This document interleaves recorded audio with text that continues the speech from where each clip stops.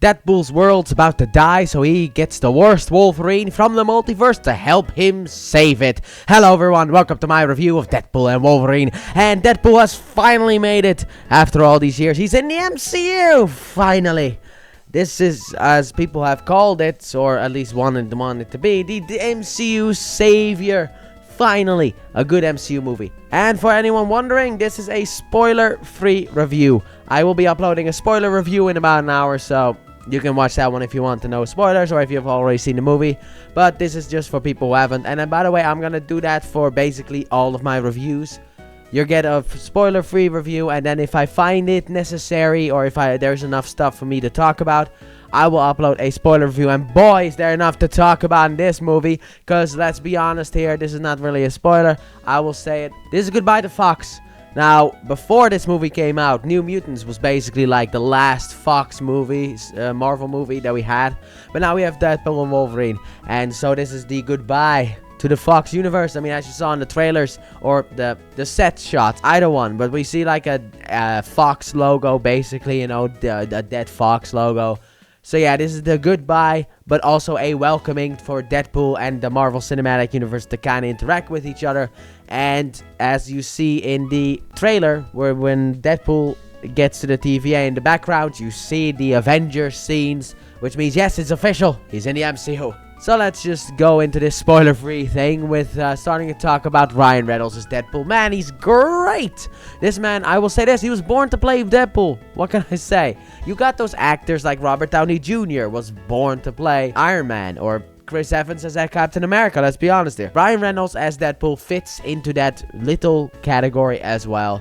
Absolutely fantastic. Hugh Jackman is also back as Wolverine and does, again, a fantastic job. Now, people are worried about the fact that because, you know, Hugh Jackman had his Old Man Logan storyline with Logan, if this movie will do, like, disservice to that by bringing him back. But that is not a disservice at all, because he picks a Wolverine from an alternate universe. So, it's not the same Wolverine from Logan. Logan's Wolverine is still very much dead. And they didn't bring him back to life in order to, you know, be like, look, Deadpool, Wolverine at the end. No, they just went to another universe, or Deadpool at least does, goes to another universe, picks up a Wolverine from a different universe who looks like Hugh Jackman, and just brings him into the movie. And I thought that this version of Wolverine was really good. I will say this though, if I had to name a nitpick right now, or like a problem with the movie, Ryan Reynolds, like Deadpool doesn't really get a character arc in this movie. However, the character moments are saved for Wolverine. Now then, let's talk about the villain, because we also have one of those, and that's Cassandra Nova, apparently the twin of Charles Xavier. I didn't know that until the trailer came out, and people were like, this is who it is online, and it's just like, alright. The actress, Emma Corrin, does a fantastic job as Cassandra Nova. It feels like she's having fun with the role, but can also take it serious when she needs to. However, about Cassandra Nova's powers is kind of where I have a little bit of an issue. Now, the thing is that I'll talk about the issue in the spoiler talk, but she's powerful, and that can lead to some problems. But overall, I thought she was fantastic in the role as Cassandra, and also the fact that the actors felt like she was having fun on set helps a lot too. The old characters that come back, Vanessa, Peter, Blind L, you get Dopinder, Negasonic Teenage Warhead, they're all like back, they're the same as before. However, I will say as a downside, this could be a slight spoiler, but the lack of Colossus in this movie is something that I really felt. Now, I know that Colossus basically in this movie gets replaced by Wolverine. So, the interactions that Deadpool could have with Colossus, he's now having with Wolverine. But from the last two movies, I really felt like, you know, like Colossus was really missing. So that's another, I guess, a little bit of a nitpick. That's more of a nitpick than anything. The lack of characterization for Deadpool, like, you know, like the character development that he lacks in the movie, is a negative, but this is more of like a little bit of a nitpick. Now, let's just talk about the cameos then. I'm not gonna spoil anything, but there are a lot of cameos in this movie. This is kind of like Spider-Man No Way Home, but then like more cameos. I will say this though, if you have watched Marvel movies since, when did Blade come out? 1998 is when Blade came out. There you go. But if you've been watching Marvel since like the first Blade movie up until now, and even watch like the Fox X-Men movies and the Fantastic Four movies, and like not the stuff that Marvel made, but just like the Marvel movies in that sense, you are gonna get a real kick out of this movie. This movie could potentially be like a wet dream, because it's like, oh my god, that's in the movie. Oh my god, it's you. You know, it's cameo fest. And unlike Spider-Man, it's not really just like, you know, like Spider-Man.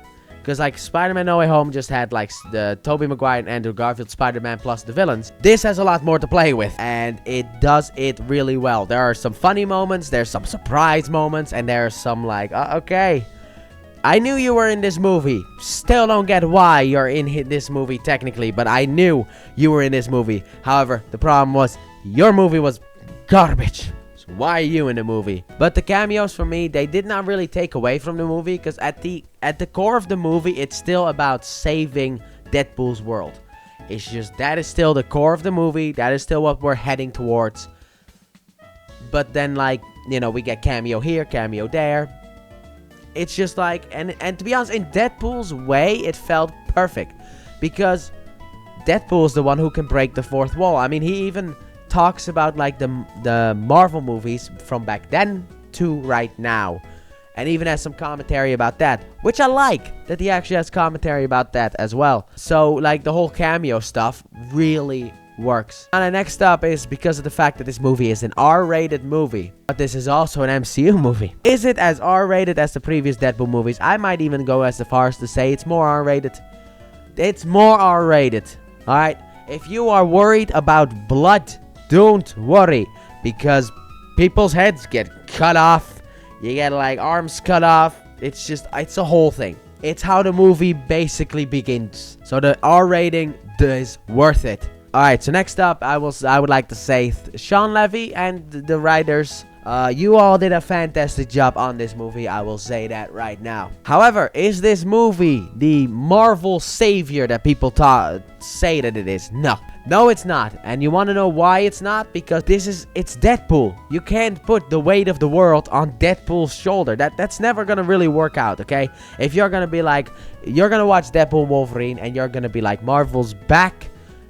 We need to get a couple of projects first before we can get to Marvel's back. Now, Deadpool could kind of get the ball rolling. But if like Captain America Brave New World or Thunderbolt is gonna be a bad movie, we're back in the same slot. But Deadpool does not try to be Marvel, even though he does say it in the trailer. He is not Marvel Jesus, okay? While this movie is great, I will say that we need to wait and see if Marvel can kind of pick up the pieces, the broken pieces from themselves, or if they are once again heading for disaster. And just like Guardians of the Galaxy Volume 3, it's more like Deadpool Wolverine is more like this shining light among the garbage, which is basically what that was. Phase 5 hasn't really been that good. If I'm being honest there, Phase 5 has not been good.